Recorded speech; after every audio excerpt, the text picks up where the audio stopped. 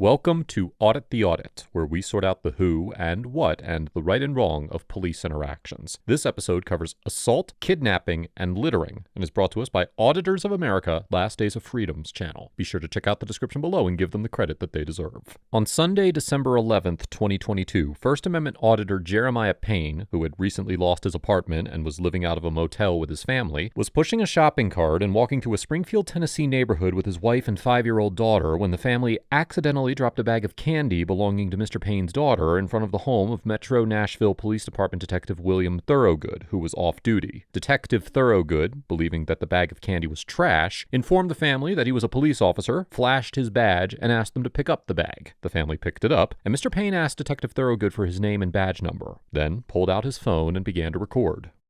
Stop.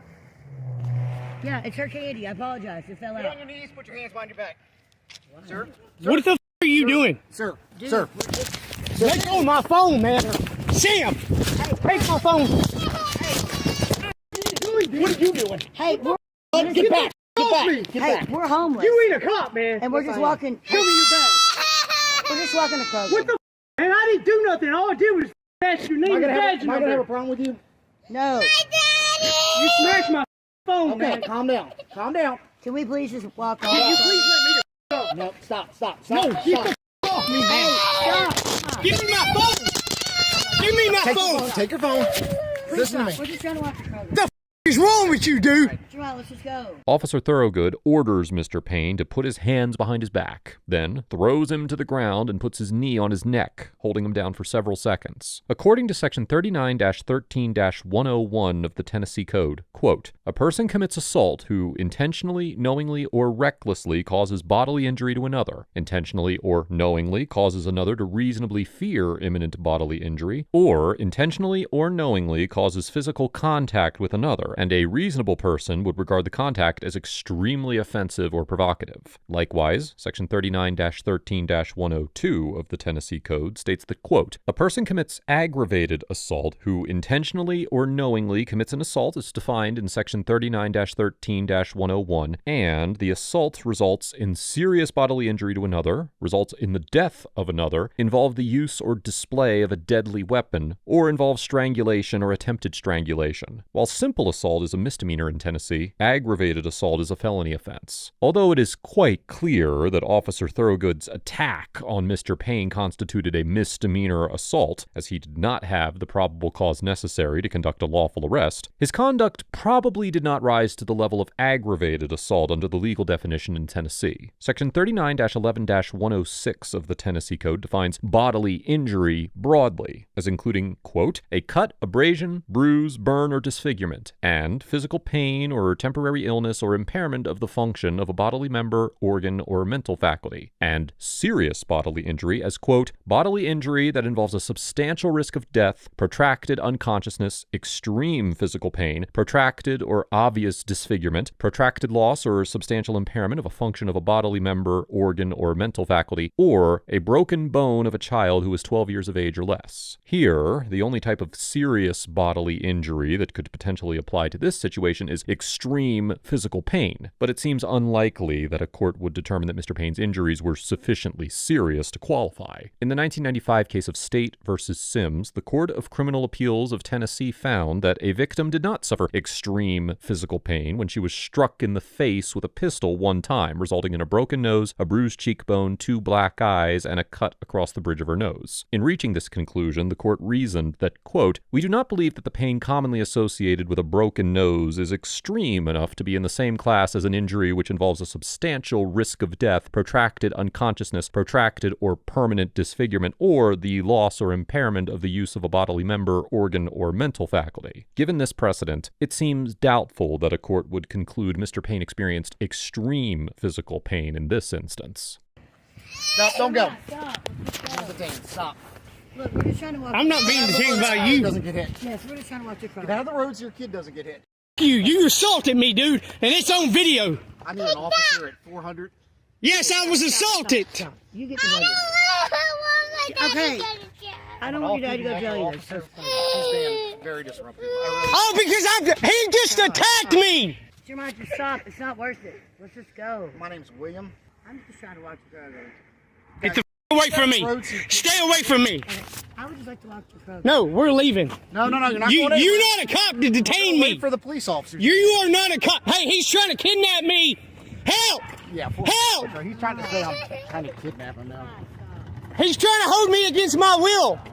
After allowing Mr. Payne to stand up, Officer Thorogood calls 911 and repeatedly informs Mr. Payne that he is detained and cannot leave. In response, Mr. Payne claims that Officer Thorogood is attempting to kidnap him. Under Section 39-13-302 of the Tennessee Code, quote, "A person commits the offense of false imprisonment who knowingly removes or confines another unlawfully so as to interfere substantially with the other's liberty." And according to Section 39-13-303, quote, "Kidnapping is false imprisonment under circumstances exposing the other person to substantial risk of bodily injury." Additionally, Section 39-13-301 explains that, quote, "Unlawful means, with respect to removal or confinement, one that is accomplished by force, threat, or fraud." Here, it is possible that a court could convict Officer Thorogood of false imprisonment or kidnapping for illegally detaining Mr. Payne, particularly because he did employ force at the beginning of the encounter. However, a court could also determine that Officer Thorogood's actions constituted the offense of official oppression, which Section 39-16-403 of the Tennessee Code defines as, quote, "A public servant acting under color of office or employment who intentionally subjects another to mistreatment or to arrest, detention, stop, frisk, halt, search, seizure, dispossession, assessment, or lien when the public servant knows the conduct is unlawful, or intentionally denies or impedes another in the exercise or enjoyment of any right, privilege, power, or immunity when the public servant knows the conduct is unlawful." Likewise, Section 39-16-402 of the Tennessee Code explains the crime of official misconduct, stating that, quote, "A public servant commits an offense who, with intent to obtain a benefit or to harm another, intentionally or knowingly commits an act relating to the public servant's office or employment that constitutes an unauthorized exercise of official power, commits an act under color of office or employment that exceeds the public servant's official power, refrains from performing a duty that is imposed by law or that is clearly inherent in the nature of the public servant's office or employment, violates a law relating to the public servant's office or employment, or receives any benefit not otherwise authorized by law." Based on Officer Thorogood's physical attack and baseless detention of Mr. Payne, there are certainly arguments to be made that he committed all of these offenses.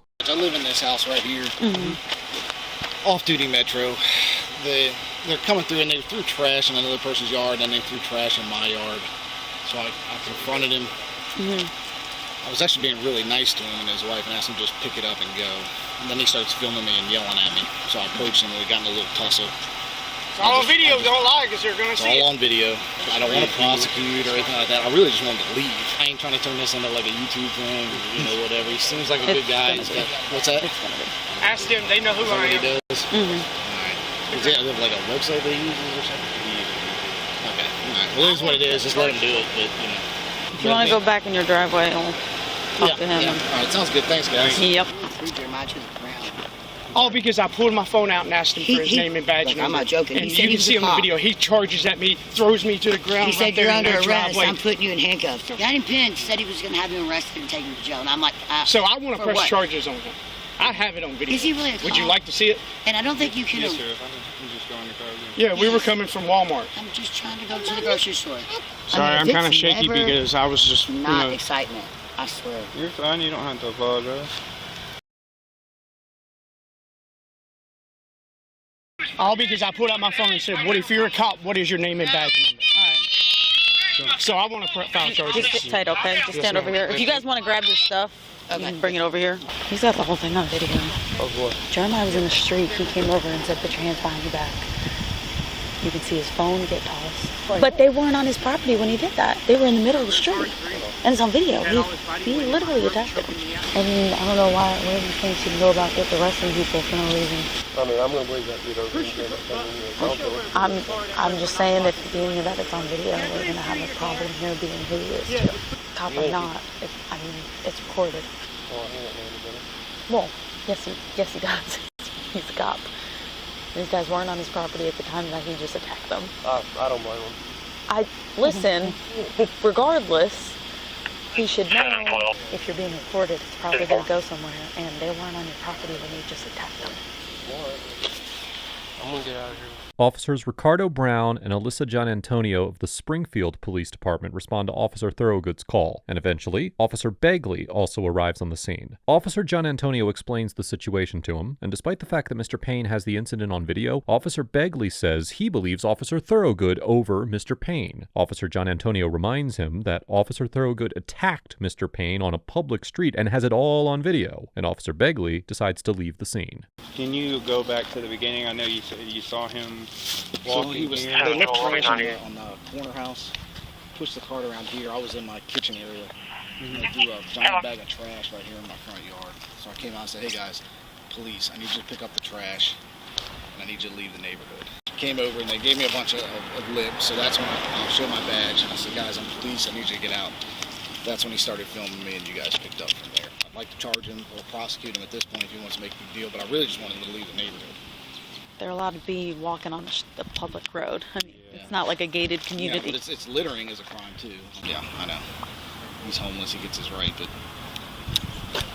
Officer Thorogood states he'd like to prosecute Mr. Payne if he wants to, quote, make a big deal about it, although he really just wants him to leave the neighborhood. And when Officer Gianantonio points out that Mr. Payne and his family are allowed to be on a public street, Officer Thorogood argues that littering is also a crime. Under Section 39-14-405 of the Tennessee Code, quote, a person commits criminal trespass if the person enters or remains on property or any portion of property without the consent of the owner. According to the official property lines, as shown on the Tennessee Comptroller of the Treasury's website, Officer Thorogood has no ownership interest in the streets, which, unsurprisingly, appear to be public property. Therefore, Mr. Payne and his family were well within their rights to walk on the street, and did not have to comply with Officer Thorogood's demands that they leave the neighborhood simply because he did not want them there. As for Officer Thorogood's argument about littering, according to Section 39-14-502 of the Tennessee Code, quote, a person commits littering who knowingly places, drops, or throws litter on any public or private property without permission and does not immediately remove it. Although mitigated criminal littering, which Section 39-14-503 of the Tennessee Code defines as, quote, littering in an amount less than or equal to 5 pounds in weight or 7 1/2 cubic feet in volume, is a Class B misdemeanor. Here, not only did Mr. Payne and his family unknowingly drop the bag of candy, they immediately picked it up.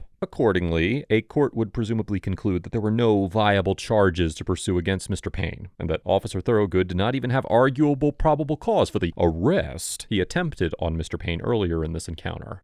Do you have an ID on you, sir? no, I can go get it, but I can give you my info if you want to.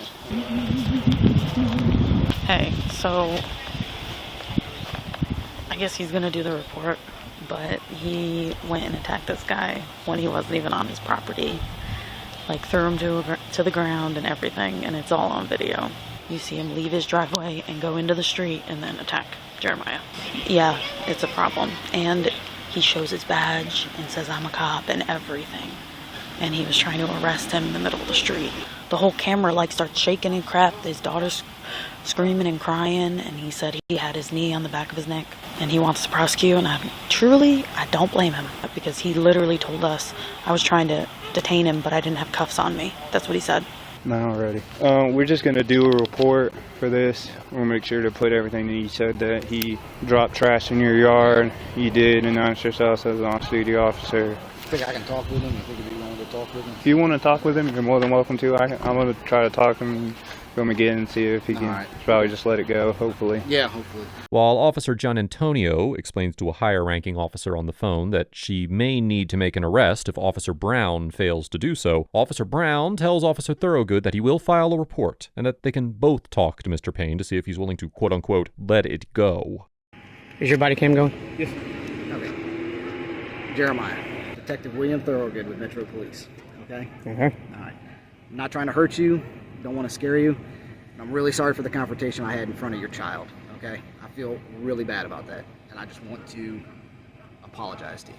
So I am sorry for upsetting your kid, especially around the holiday season. So Yeah, because she's never going to forget that now, and she's going to look at cops as pieces because of you. you're absolutely right. I'm taking that into consideration. Let me just swallow my pride here and say I apologize for upsetting you and your family. Okay? It's Okay? hard to I just didn't like the litter in my yard. That's Yeah, all. it- That's it all. She didn't mean to drop it, but to It really is go a to that bad thing. extent because I pulled out my phone and asked you for your name and badge number, really, Come on now. That's being. I get that. No, he's right. Hold on. But that's being a tyrant.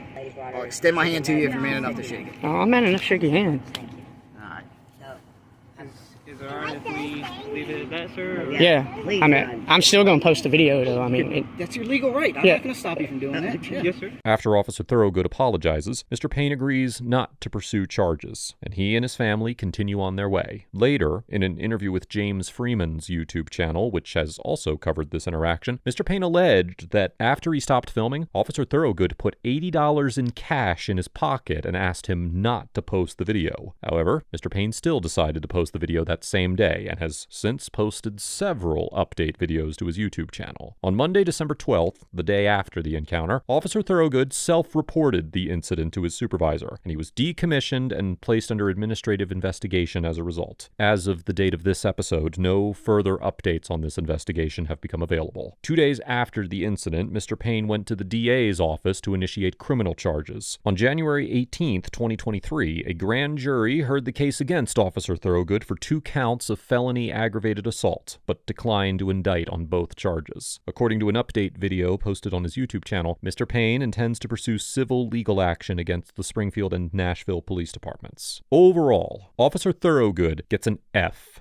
for attempting to arrest Mr. Payne for asking for his name and badge number and using excessive force to do so, demonstrating a blatant disregard for Mr. Payne's constitutional rights and physical safety, and continuing to argue that Mr. Payne had done something wrong and that he was the one who could determine whether or not to prosecute. Although Officer Thorogood apologized to Mr. Payne for, quote, upsetting his family, he only did so once the other officers informed him that Mr. Payne was a First Amendment auditor with an active YouTube channel, and it seems clear that Officer Thorogood was simply attempting to cover up his own actions. Officer John Antonio gets an A, because although I'm not certain that she would have acted in the same manner if Mr. Payne had not captured the encounter on camera, in this situation, she argued to uphold the law based on the evidence, and even stood up to several officers who attempted to take Officer Thorogood's side. Now, while I cannot know and judge her motives, her action in this situation showed that she was willing to do the right thing, even if it was just because the incident had been captured on camera. Officer Brown gets a B-,